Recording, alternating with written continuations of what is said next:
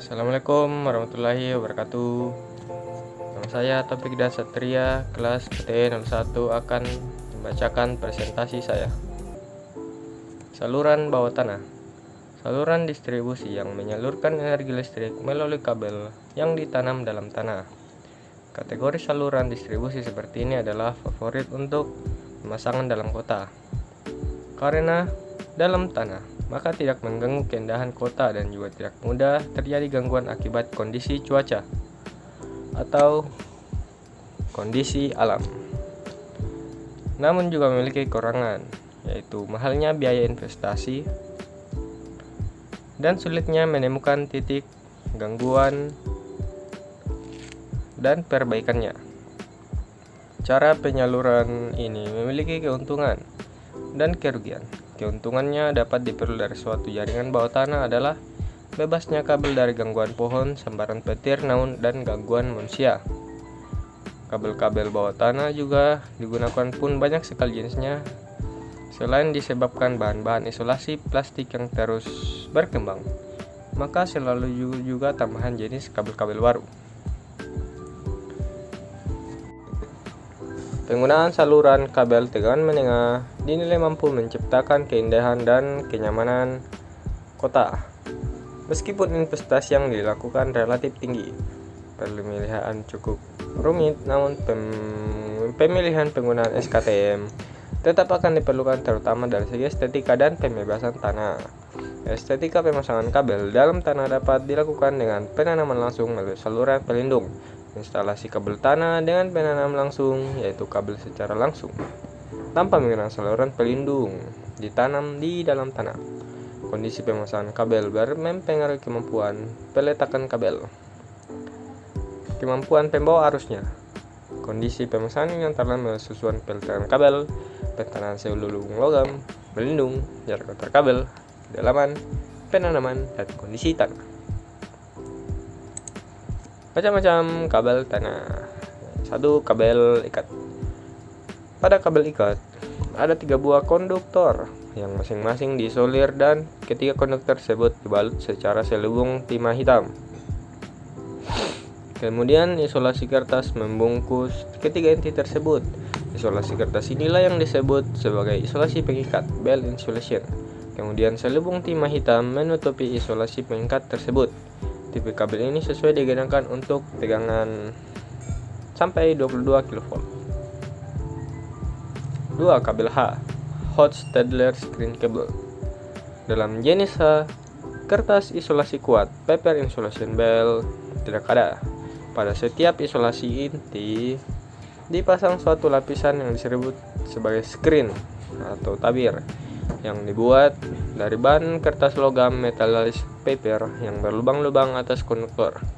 Keuntungan penggunaan kabel H ini adalah adanya peningkatan penyebaran panas yang terjadi pada penghantar.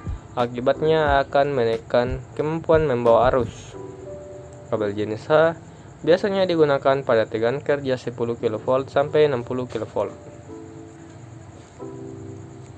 3. Kabel sintetis. Kabel isolasi sintetis atau isolasi padat adalah seperti kabel XLPE, crosslink polyethylene, atau kabel IPR, ethylene propyl rubber karet. Dalam kabel isolasi sintetis ini, setiap lapisan diberi lapisan semikonduktor, kemudian diberi isolasi langsung dan dipasang semikonduktor, dan setelah itu dipasang selubung pelindung yang kadang-kadang sheet ini atau pelindung dibuat dari tembaga wire chopper.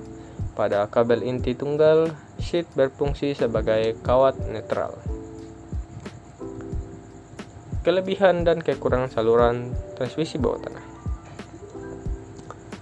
1. Tidak terpengaruh oleh cuaca buruk, bahaya petir, badai, tertimpa pohon, dan sebagainya.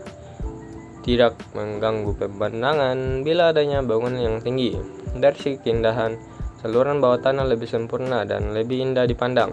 Mempunyai batas umur 2 kali lipat dari saluran udara. Ongkos pemeliharaan lebih mudah karena tidak perlu adanya pengecetan. Tegangan drop lebih rendah karena masalah induktansi diabaikan. Kendaraan lebih baik, tidak ada corona, rugi-rugi daya lebih kecil, dan menciptakan keindahan tatap mata. Kekurangannya yaitu harga yang relatif mahal, gangguan yang terjadi bersifat permanen, tidak fleksibel terhadap perubahan jaringan, waktu dan biaya untuk menanggulangi bila terjadi gangguan lebih lama dan lebih mahal. Biaya investasi pembangunan lebih mahal dibandingkan dengan saluran udara. Saat terjadi gangguan hubung singkat, usaha pencarian titik gangguan tidak mudah. Perlu pertimbangan teknis yang lebih mendalam, perencanaan khususnya untuk kondisi tanah yang dilalui. Hanya tidak dapat menghindari bila terjadi banjir, desakan akar pohon, dan ketidakstabilan tanah. Biaya pemakaian lebih besar atau lebih mahal. Gas insulated line atau GIL. Saluran ini merupakan saluran yang memiliki isolasi berupa gas, misalnya gas SF6. Saluran isolasi gas jarang digunakan karena mahal dan resiko lingkungan sangat tinggi. Sistem GIL di pasar didasarkan pada teknologi konduktor tubular SF6 yang sukses, yang telah ada beberapa dekade. GIL terdiri dari konduktor aluminium pusat dengan penampang listrik khas hingga 5.300 mm². Komponen GIL utama adalah cangkang paduan aluminium dan konduktor paduan aluminium, yang merupakan produk permesinan yang relatif matang dengan teknologi pemrosesan yang matang. Gas isolasi SF6 adalah media isolasi yang sangat stabil dan andal, dan kinerjanya mudah dideteksi. Manfaat ekonomi dari penerapan GIL. Kapasitas pembawa arus yang kuat, yang dapat mengurangi jumlah sirkuit transmisi daya di pembangkit listrik dan gardu induk, dan mengurangi biaya keseluruhan. Dapat memecahkan masalah pembatasan lokasi ruang di beberapa area khusus, dan ketidakmampuan untuk menggunakan saluran udara. Masa pakai desain operasi yang andal selama 50 tahun, jauh melebihi masa pakai aksesoris kabel yang diharapkan, sehingga mengurangi biaya keseluruhan.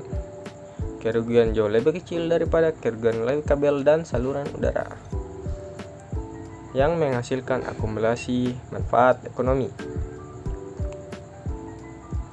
Metode peletakan fleksibel yang nyaman, yang dapat mengurangi jarak garis dan mengurangi biaya teknik sipil dan elektromekanis. Unit pipa satu bagian lebih panjang, dan sebagian besar pekerjaan dapat diselesaikan di pabrik. Periode pemasangan pendek dan biaya pemasangan dan komisioning berkurang. Jumlah pemeliharaan dan perbaikan kecil, dan keandalannya tinggi, yang secara efektif meningkatkan ketersediaan pembangkit listrik dan gardu induk.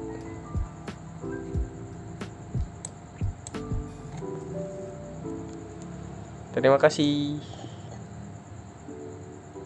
Assalamualaikum warahmatullahi wabarakatuh.